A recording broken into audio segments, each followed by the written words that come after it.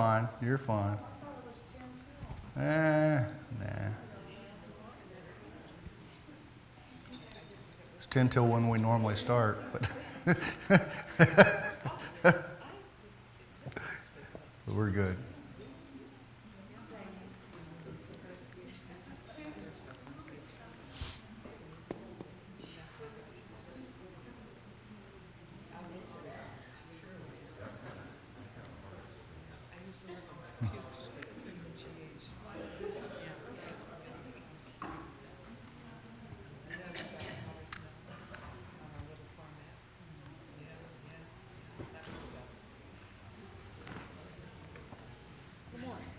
Morning.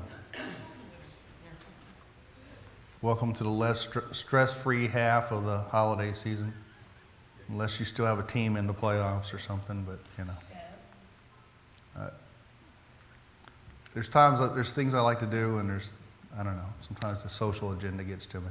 But holidays are I know Camille's customer list gets higher during this time of year. So. I enjoyed that game yesterday where they had that Pop-Tart. Oh yeah, the Pop-Tart Bowl. That ought to be the national championship. That Pop-Tart, as soon as you finish the Pop-Tart, you could put Pop-Tarts in it. We tuned in just for that. We didn't. Yeah. Who cared about the game? It's all about the Pop-Tarts. I thought that was neat. Snowman. Not even a pointy tie. It's a roundy tie. I just thought that was neat. It is neat. We watched the game for the Pop-Tarts. So we bought into the American hype there. So. Oh, yeah. What's that? So nutritious. Oh, yeah. I like how they even resurrected last year's, the one that came, the baked one that popped out, and they resurrected that as a costume, and they had him like on top of the scoreboard, and then he has his own section in the upper bowl, and he's just destroyed. He's got a little piece of frosting on him still, and just, they did it right. They did it right. So. We'll continue our New Testament survey, or whatever we want to call it. It's about the environment of the New Testament. What was it like? Try to get an understanding of the pieces and parts that are moving around, besides the story of Jesus, the apostles, and stuff like that. But what was going on? Trying to get a better understanding of that.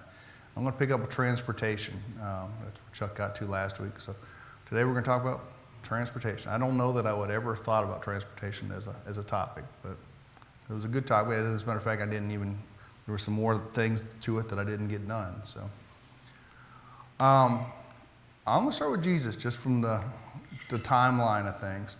But on the Sea of Galilee, you see a lot of times on the Sea of Galilee is where some of the stories happen. Some of the things that Jesus happens, he's in a port, he crosses the sea, he picks up the apostles here. This is a map of the Sea of Galilee, of course, not your blown out maps. This is zoomed in. But it's got the ports and the harbors that are on the Sea of Galilee. And we don't always think about some of those. Up at the north end of that, you see Bethsaida and Capernaum. Those factor into the story of Jesus very, very much. I don't know that I know names like Tiberias. I didn't know they had a port named Tiberias, or Magdala. I guess that's probably where Mary was from, Mary Magdalene. Gennesaret, I think, isn't that the Hebrew word for Sea of Galilee itself? Maybe not. I'm a little rusty too, but I think that's probably the town of Galilee is really what that is. So anyways, I got this map on there showing where the ports and the harbors are on this big lake. Even though it's called a sea, it's really a big lake. Thankful somebody took the time to map those. I'm not going to judge them on accuracy. It's just, at least it's done. Got a picture of a Galilean boat, and these are the kind of boats they used on the Sea of Galilee typically, the fishing boats and stuff like that. And I know the rest of the writing on there is way too small to see, but it was a nice graphic that I copied anyways. Down at the bottom it says that the standard Galilean boat was probably about 26 foot long. That's the size of a good U-Haul van, one of these, the Amazon truck for that, that comes to your house. That's about the size, the length of the boat. And they got a school bus on there, and a school bus is probably about 1.5 times the size of a Galilean fishing boat. So this is kind of the standard boat. The water's shallow. They got one mast on there, one sail. They actually fished in the water a lot of times. It's got pictures of how the nets work. It's a cast net. They throw it overboard. The weights bring it down, catches what's inside. I think it's it's John 2. Is it John 2? John 21 talks about I guess even they a lot of times fish naked. With just one or two guys working in a boat. So, anyways, that's the kind of boat that they used on the Sea of Galilee typically. So a little bit different. If you're interested, there's some stuff on. They found the shell of one, 1986, and they tried to restore it so it would be just the bottom part, the hull of it that they've tried to restore. Steve? Yes, is not the scale then? The one we built for VBS was very close to on scale, wasn't it? It was the one we used for several VBSs. Very close to on scale. Yeah, we built one for VBS, had it back in room 9, and put the kids in it, and with the storm, we had rockers that you could rock the boat back and forth until the rockers broke off. But I think we drug out in parts of that boat for 3 or 4 VBSs in a row. Quite the adventure to build that in my garage and then bring it up here in pieces to put it through the door. So, one of those hobbies people do. They put stuff in their basements and stuff, airplanes and boats, and don't have any idea how to get them out. So let's look at Mark 4, 35 through 41. On that day, when evening had come, he said to them, "Let us go across to the other side." And leaving the crowd, they took him with them in the boat, and just as he was. And other boats were with him, and a great windstorm arose, and the waves were breaking into the boat, so that the boat was already filling. But he was in the stern, asleep on the cushion, and they woke him and said to him, "Teacher, do you not care that we are perishing?" And he awoke and rebuked the wind, and said to the sea, "Peace, be still." And the wind ceased. There was a great calm. He said to them, "Why are you so afraid? Have you still no faith?" And they were filled with great fear and said to one another, "Who then is this that even the wind and the sea obey him?" So this was the kind of boat that they would have been on when this happened. So I got some questions with it. So how would you feel about riding out a storm in this boat? No? Dora's a no. Yeah, and it's got very low sides when you look at that graphic. And when you're in verse 37, and a great windstorm arose, and the waves are breaking into the boat. So the water's crashing into it, and it's filling with water. So yeah, I mean, probably a pretty scary thing. I mean, are we talking a hurricane, tornado, or are you just talking about even just a standard Florida thunderstorm? Any kind of waves, it'll tip. As Steve and I were out on a flat bottom boat when a storm came up. A front went through. Not the most fun. Not the most fun time. It was a cold time too, but we'll be beyond that. But a very cold time. Yeah, it's not looking forward to go sit on that boat and ride out a storm. Not quite something I'd want to do. I'm not a seasoned sailor or anything. Chris Doris, it might be a different story. I don't know. Greg Rapp, I'm sure he's ridden out many worse than that. So what would it feel like? Chuck's already said it's short draft, small draft. The sides are narrow, so the water's coming up over the sides. It's going to rock and tip. At any given time, you could probably feel that you're going to just tip over. I don't even know if they had a deep keel. I don't think they even had a deep keel or a rudder or something to kind of stabilize it. It would just have been a kind of a rounded bottom probably, or round to flat at least, and not much to keep it in the water. I guess that middle graphic at the bottom kind of shows there's nothing underneath it like today's sailboats or anything.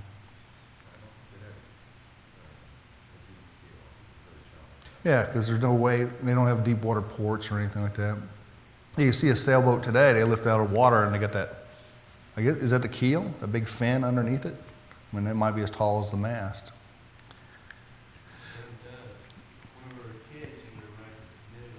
In a river, a storm came up and then the islands were beating us, meaning we were going backwards. Yeah, the storm comes up and you can't even beat the waves. You can't beat the wind. You're going backwards for it. But paddle like crazy and you can't beat it. It pushes you out to sea pretty easy or into the middle of the river. So what would your reaction be as Jesus calmed the storm? You're riding in this thing, it's tipping and bobbing and weaving and Amazing. yeah, amazing is probably a good word. I mean, it's probably cracking even, you know, it's made out of wood. You take wood and you bend it. I mean, push one of these pews, you'll hear it pop. Don't push hard. But, you know, you push one of these pews and they pop. So you probably have that. You getting wet, a little scared. Amazing would be probably even shy of what the real answer is, right? Because it just is like, it stopped. It didn't taper out, it stopped. They still go, what, basically, who is he? Yeah, who is this guy? The wind and the sea, you know, they know it ain't a normal guy. They've got to look deeper to it because he did something like that. All right, so we're going to move on from the Sea of Galilee boat. We're going to move into Roman roads is what we're going to move into next. Luke 24, 13 through 18. Behold, on that very day, two of them were going to a village called Emmaus, which was 60 stadia from Jerusalem. And they were talking with each other about all these things which had taken place. While they were talking and discussing, Jesus himself approached and began traveling with them. Their eyes were kept from recognizing him. And he said to them, what are these words that you are exchanging with one another as you are walking? And they came to a stop, looking sad. One of them, named Cleopas, answered and said to him, are you possibly the only one living near Jerusalem who does not know about the things that happened here in these days? So these two guys are walking. Where are they walking to? They're walking from Jerusalem. Where are they walking to? Emmaus.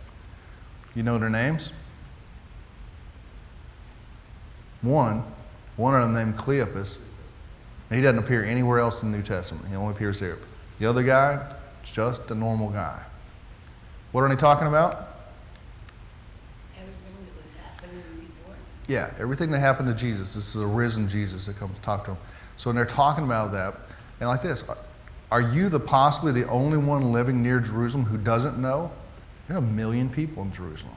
There's, you know, everybody knows. And it's it's part of the story too. Is everybody knows. But you know, they ask that about the risen Jesus. So it says the road from Jerusalem to Emmaus is about 60 stadia. And we know how far that is? Chuck does. You get that on your odometer on your minivan? No? How far is a stadia? How far is 60 stadia? Any guesses? I like that they keep. I like the fact that they keep the units in a lot. Some of the Bibles they throw miles, but some of them keep the units, and it is a good study on how things were measured. So what was Mickey's answer? A lot. Far. Afar. Yeah, that's it. All right. One stadia is 625 Roman feet. It's 600 Greek feet, and it's 609.5 English feet. So the numbers I found. Look on your cell phone. You will find numbers that seem to vary. It's not engineering lockdown stuff. 60 stadia. A lot of times they compare a stadia to a furlong, and a furlong is 1/8 of a mile, 220 yards. So 60 stadias is just under 7 miles. So, and that's how far. How long would they have to discuss this as they went from Jerusalem to Emmaus? How fast do you go when you walk? 2 miles an hour is not a bad walk. You're not humping it too hard, but 2 miles an hour. I mean, you're at a good pace, 2 to 3 is really not bad. When I used to walk a lot, 3 miles to an hour was a good pace. You could get up to 4 if you're really that speed walking just before you start running. That's about 4 miles an hour. So, Chuck? Depends on the surface. About 7 miles on the beach. 7 7 miles on the beach is a long trek. it's a trudge from From Pier 1 to Pier 13 at Playland, I think it's 8 miles. But if you have a sidewalk, 7 miles, It's not bad. It's still hard. I mean, don't get me wrong. It's still tough, but yeah, not if it was sand, if it was meadow, mountain, depending on your thing, depending on what you're walking on, it's going to take you anywhere from maybe 3 hours at the 2 mile an hour up to all day. I have friends who did the Playlinda, Canaveral Seashore backcountry walk. It goes from Nude Beach to Nude Beach. It goes from 13 on Playlinda to the south end of New Smyrna. But you have to get a backcountry pass, and I think they said it took like 4.5 hours to do this. And my friend that did it she does marathons, her and her friends. So it took them, I think it's 13 miles, and it took them 4.5 hours. But it said some on the sand, some on the road, the old road that was there, that was kind of the path. But it took 4.5 hours. She said it was a tough walk, very tough walk. So Is it still open? you got to get a backcountry pass. But yeah, you can get that at the visitor center. You get that backcountry pass, and you can walk that. So the recommendation would be have somebody drop you off on one end and pick you up on the other. It'll still take an hour just to drive from one side to the other because of the way you have to go back south, back north, and back south. So it'd be an interesting walk. I know she found an old mailbox and an old shack and a raft, refugee raft, stuff like that. So it'd be a neat walk. Don't do it in the summer. I think they did it in April. She said it was a good time of year to do it. So anyways, just to put that in comparison. Anybody ever do some good long country, cross-country hiking or anything? National parks, something? Some of those paths seem to go way too long. They're big paths. At the wetlands where Gary works, Mark Sees and the Orlando wetlands, that's a lot of path there, and it's all walking. You can't drive it. You got to make sure you got enough energy to get back. So anyways, we're going about 7 miles. So they've got, let's just say, a good amount of time, a few hours to talk about what they saw, a few hours to talk about what had happened. How deep do you think they'd get talking about that for 3-4 hours? But didn't Christ discuss all the scriptures with him? Yeah, I didn't get any farther than that, but you're probably right. I'll agree with you without looking, because he did that. But yeah, they had more time to understand it, maybe more so than just, hey, this is what I saw, this is what I heard, to deeper understanding of it. So, does that sound fair? Yeah, especially with Jesus, it'd be a good time to get a really deep understanding. Chuck said that the condition of the road would vary on that. This is a picture of a Roman road today. I would say this is, you got a picture here. The road bed was 3 layers of successfully larger or smaller rocks held in place with mortar. The top layer is stone set in place with no mortar. So looking at that road, you're probably looking at layer 3 or something, maybe layer 4, but yeah, layer 4 I would assume it would be like the gravel that you see between them and it's kind of worn away. The amazing thing to me, well, what's amazing about this road to you?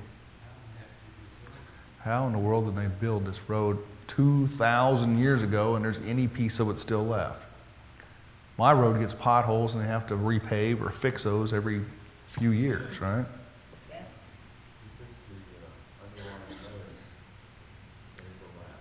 Yeah, if you have a good underlying layer, it'll last a good long time, and it has. These things, they're still part of it. The roads in Germany are like that. Yeah, yeah.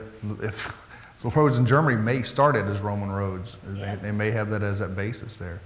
Yeah, our problem here in Florida is it's still sand. No matter about as deep as you want to go, it's still sand. The limestone does something. But so what did roads like this enable? What could you do with roads like this? Chariots, definitely. That'd be a bumpy ride until you figured out suspension systems. But it's doable. They claim that today's train tracks, the distance on the train tracks is very similar to the width of the wheels of a chariot because of the fact that the grooves were in the roads, and as trains came, they went with the same kind of path. What else? Maybe the wagon, with Yeah, wagons. It'd be easier to tow a wagon on that than it would through the brush and stuff, right? yeah. Chuck? But the Romans didn't do it just out of the kindness of their heart. No. Enabled dispensing troops very efficiently. Yeah. You can move troops from point A to B or A to B, C, and D efficiently. Yeah. And the other part is, it did facilitate commerce, which they were very interested in. Yeah. Yeah, your commerce works good. You come from a port to the cities. You had a good road to walk on, just to walk on. You could move fairly well within the empire. Yeah. And in fact, the empire was peace within mostly, it kept the peace. You could move freely throughout the empire to go to the point, which is great for Paul, great for Paul. Yeah, I know you got a slide, and I kept that one slide showing where the roads kind of went to. You could walk freely within the empire. It sets it up for, it's there for military, but it sets it up for commerce. If you're going to build an inn or a marketplace, where would you build it? Near the road, you know? It starts being that place, you know? That's that way. If you're going to find a Chick-fil-A or a Cracker Barrel, where are you going to find it? Next to a busy road, you know, next to the interstate or something, same kind of thing. So. Waffle House, well, they're all, yeah, Waffle. I don't know if I've ever seen a Waffle House not next to the interstate. I don't know. When you're in the military, walking in formation, you can easily start hitting the action. Yeah. Yeah, one guy trips, the next guy trips. Yeah, but it's still better than, I mean, you know, it's like the gravel surface on there. If you had that there, it'd be better. But it'd still be better than walking through the field. You know, try to walk back here in the back of the church or something. It'd be much better than that. This is the current status of the road to Emmaus, according to BiblePlaces.com. This is about what the road looks like. You're not going to travel very far on that, but say 2,000 years later, it's still there. You can see that rain gutter or whatever there, the barrier is still pretty much intact. The story I read, the guy was like, I kept trying to get somebody to restore this, but I don't guess it's going to happen. No, I don't imagine it's going to happen.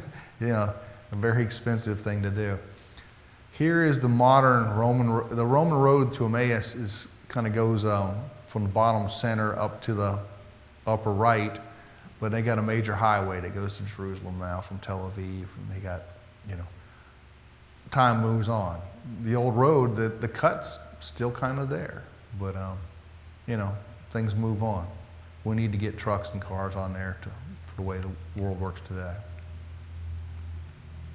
This is Chuck's map that he had on the roads of the Roman Empire. And like you said, you go everywhere. You could get on a road and get from Jerusalem to Rome if you wanted to. And you had this thing blown up, and or zoomed in.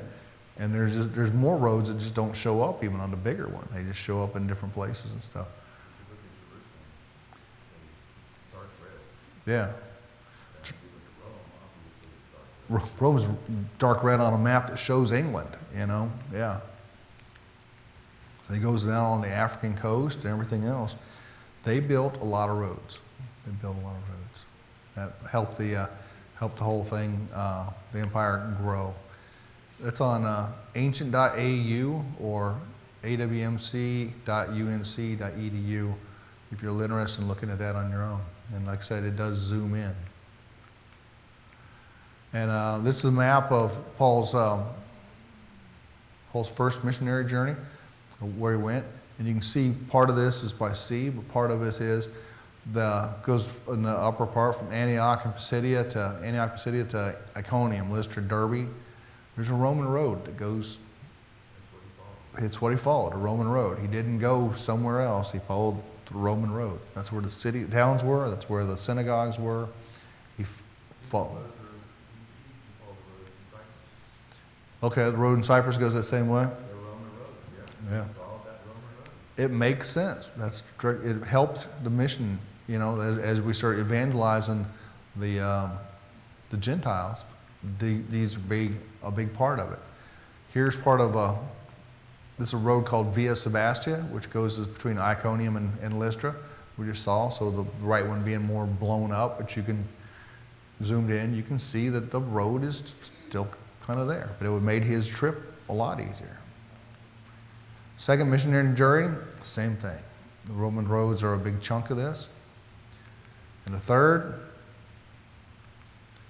and here's Paul's fourth journey to Rome, and we're going to pick up on a different topic from the roads next, and we're going to go look at the other boats, because we saw the boats for the lake boats on the Sea of Galilee, but we're going to take a look at two other kinds of boats here. So in Acts 27, verse 1 through 6, when it was decided that we should sail for Italy, they delivered Paul and some other prisoners to a centurion of the Augustan cohort named Julius.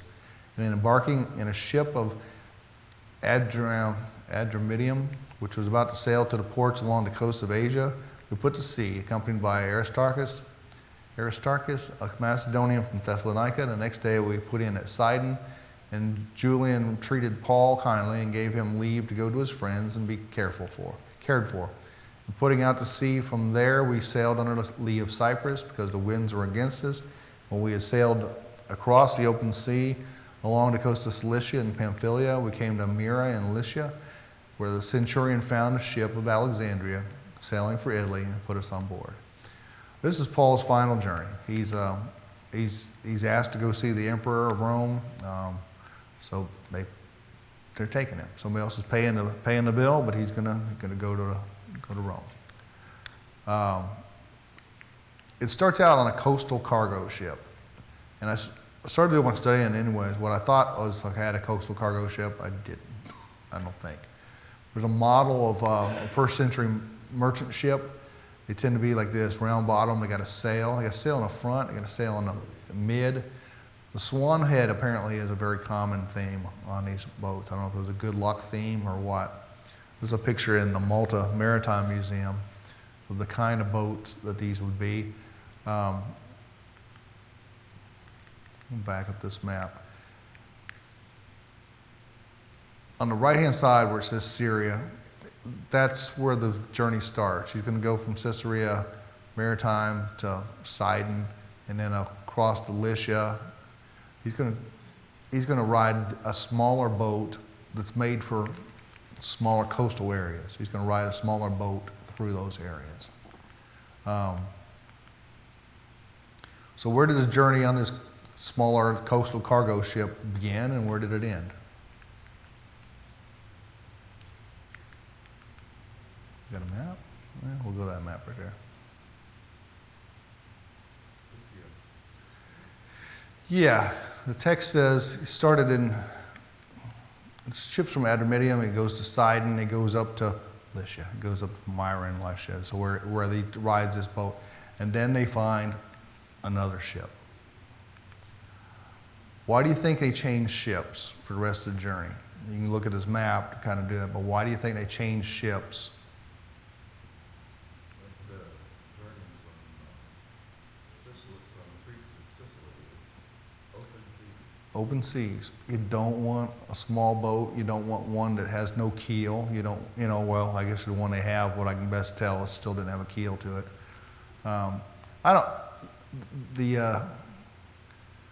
The Jews weren't great sailors. They used boats, but they didn't do much. They just really didn't get far out to sea.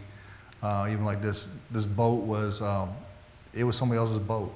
So, yeah, it's going to be an open sea trip. So it's going to be a bigger boat to get them across. A better designed, heavier boat.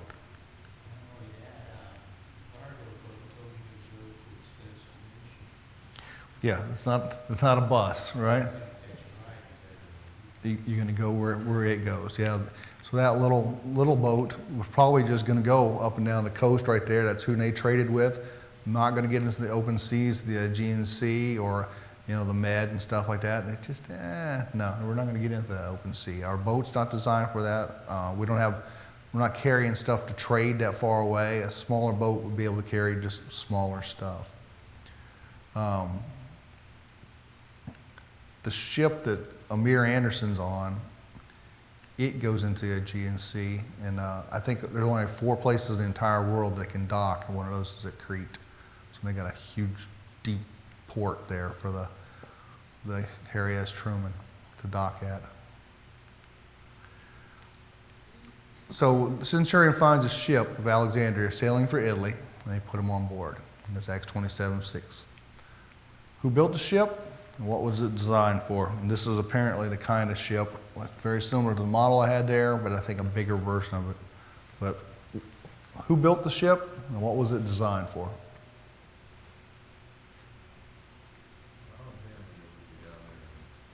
Egypt, yeah. The Egyptians, back up my map, the Egyptians built the ship. And it would be, Romans weren't known for their ships, but people in those areas that did a lot of fishing did have better boats. Yeah, and this would be a cargo ship in some form or fashion. Some of the stuff I read said it probably a grain ship coming out of Egypt, and it makes sense. The mouth of the Nile right there. Alexandria, you're out in open sea almost immediately when you leave Alexandria. You need a good ship. You got to have a good ship.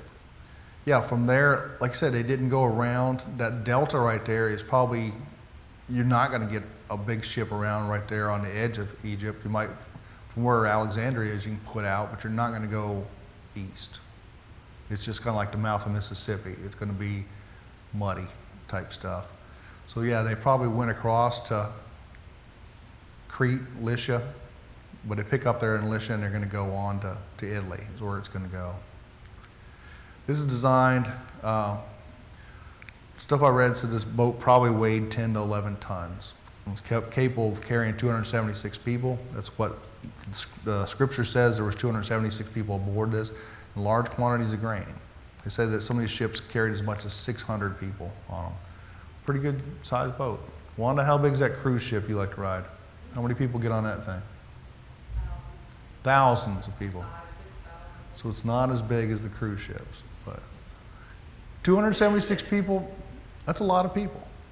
So it's a big boat. Those are some big sails. And they had no motors, none of that stuff. Acts 27:7-8, we sailed slowly for a number of days and arrived with difficulty at Cnidus. And as the wind did not allow us to go farther, we sailed under the lee of Crete off Salmone. And coasting along it with difficulty, we came to a place called Fair Havens, which was the town of Lycia.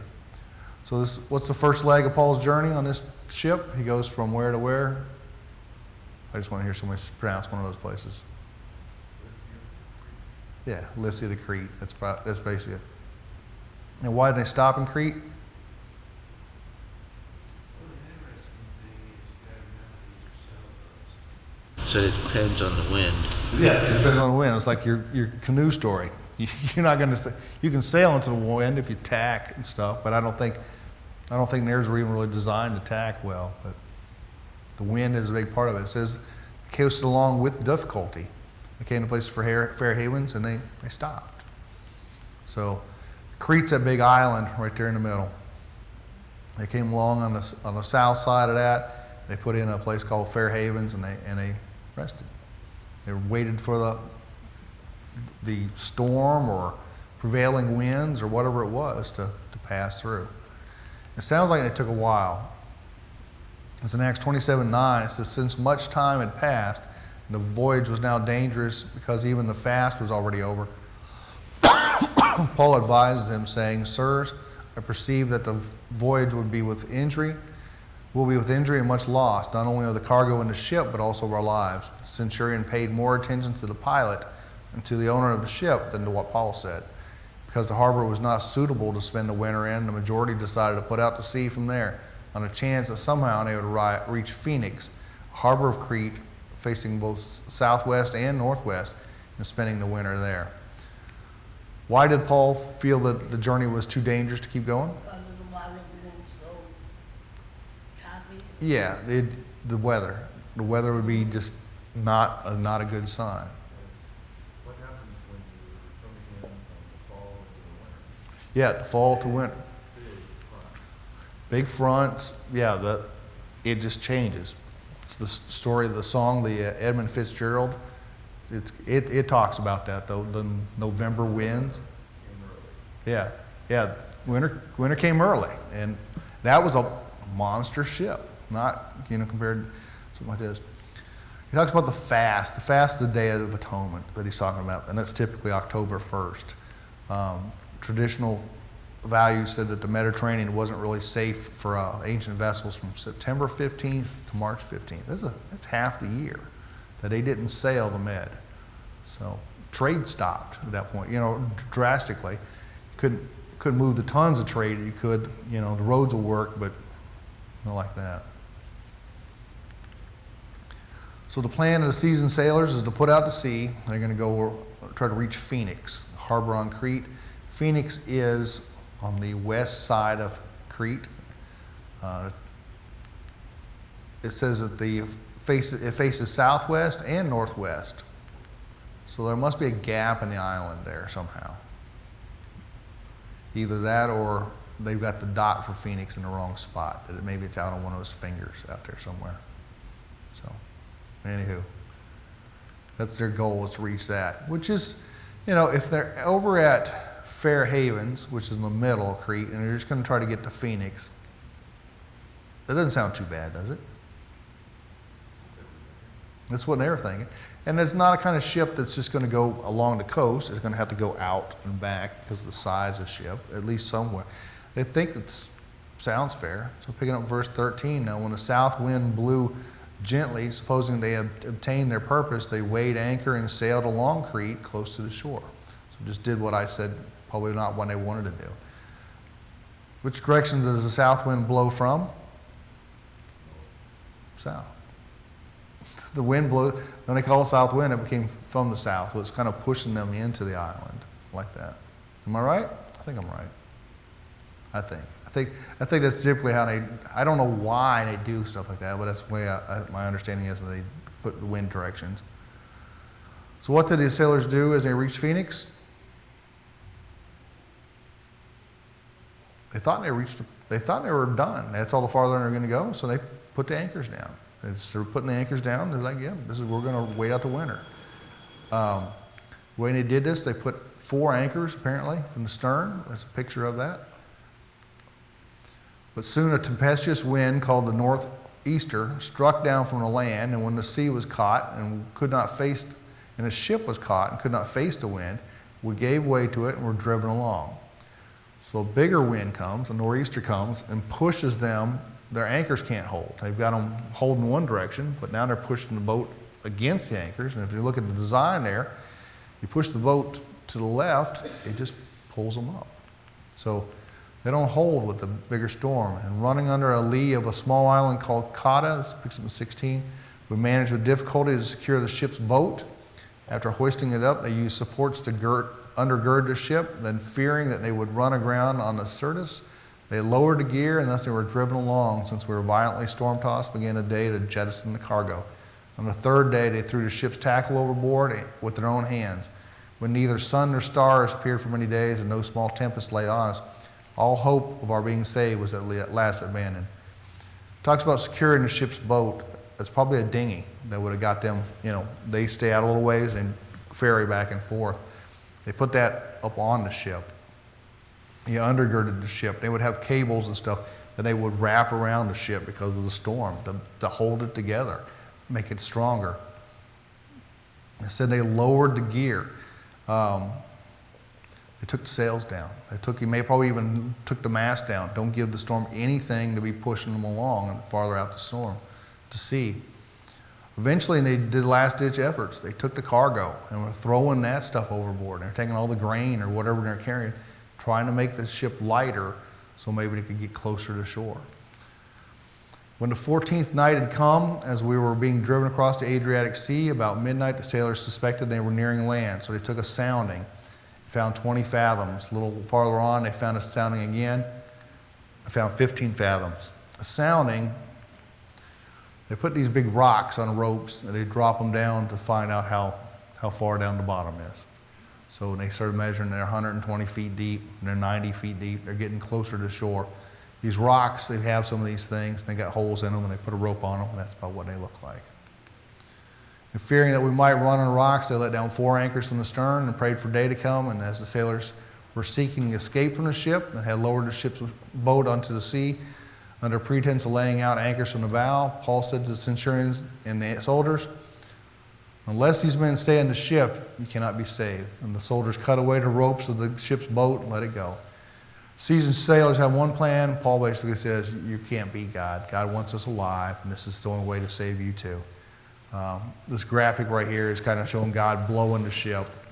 It was day, and they did not recognize land, but they noticed a bay with a beach, on which they planned, if possible, to run the ship ashore. So they cast off their anchors, left them in the sea, at the same time loosening the ropes and tied the rudders, then hoisting the foresail to the wind, and they made for the beach. But striking a reef, they ran the vessel aground. The bow struck and remained immovable, and the stern was being broken up by the surf. If the boat breaks apart, the soldiers' plan was to kill the prisoners, lest any of them swim away and escape. The centurion said, "No, we got to save Paul, so don't kill any of them." He ordered them, if you can swim, swim in. If you can't, grab a board. And that's really what they did. And they floated on safely to land. When he drew near to Bethpage, so that's basically the construction of the boat, and then Paul's shipwreck. It gives you a little bit more information on that kind of stuff. The last one I had, I just got one slide. Don't forget Jesus rode into Jerusalem on the colt of a donkey. This is just another form of transportation, probably not the most standard thing, but when he drew, in Luke 19, 29 through 31, when he drew near to Bethpage and Bethany, at the mount it's called Olivet, he sent 2 of the disciples, saying, "Go into the village in front of you, where on entering you will find a colt tied, on which no one has ever yet sat. Untie it and bring it here. If anyone asks you, why are you untying it? You shall say, the Lord needs it." So this is one more type of transportation. They used horses, they used donkeys. Jesus himself rode on an unridden foal of a donkey. And we've got another kind of transportation they think from the Bible, other than boats, roads, donkeys, caravan. I mean, there's camels and stuff, but that's more Old Testament. I don't know that I see that in the New Testament, but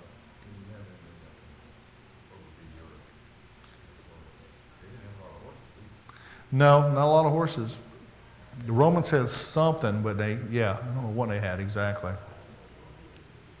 So anyways, just another insight to what we're looking at with the New Testament and how it worked, how they got from point A to point B, and how it helped evangelism, how it helped trade, how it got people spread out and spread the word of God. All right, thanks for joining me this morning.